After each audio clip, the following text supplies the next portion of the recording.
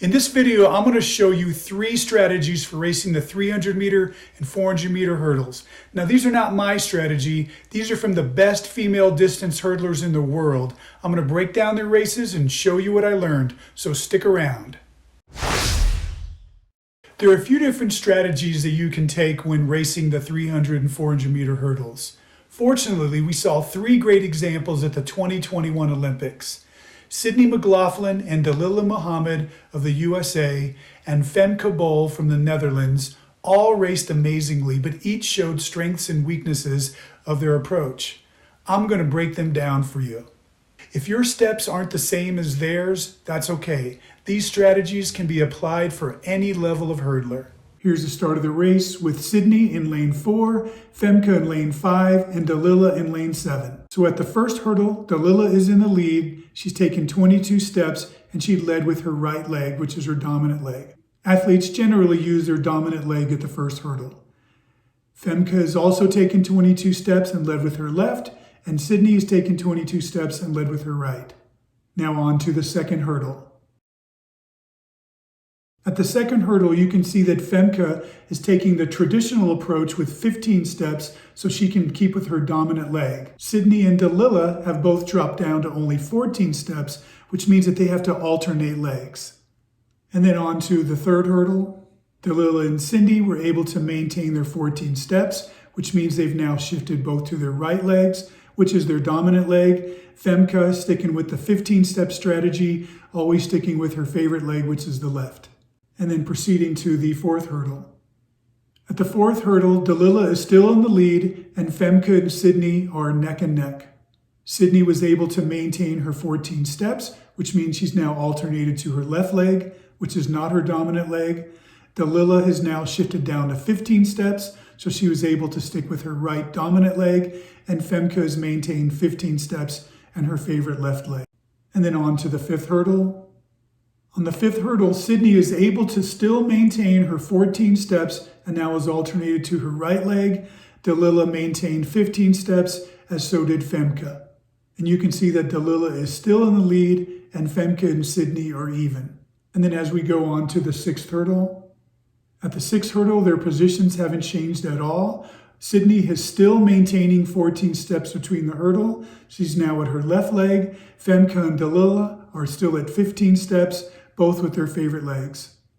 And now on to hurdle 7. At hurdle 7, the positions are still the same, with Dalilah in the lead and Femke and Sydney identically over the hurdle. Sydney is still maintaining 14 steps, now alternated to her right leg. Femke and Dalilah still at 15 steps, sticking with their dominant legs. Real quick, if you'd like me to analyze your race or your technique, you can see how to do that at my website, acemethodcoaching.com. And on to hurdle 8. We can see that Sydney has shifted down to 15 steps. Now all ladies are at 15 and using their dominant legs. And on to hurdle 9. At hurdle 9 is where we start to learn some things. Dalilah has now shifted to 16 steps as her strides have gotten shorter. Sydney is also at 16 steps, and Femke is maintaining her 15 steps.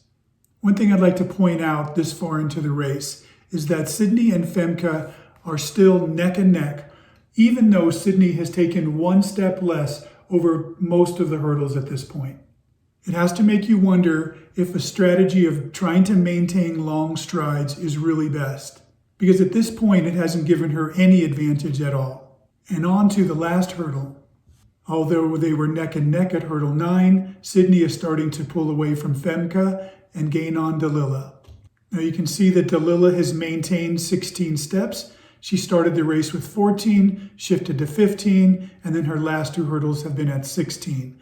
Femke has maintained 15 steps all the way around the track.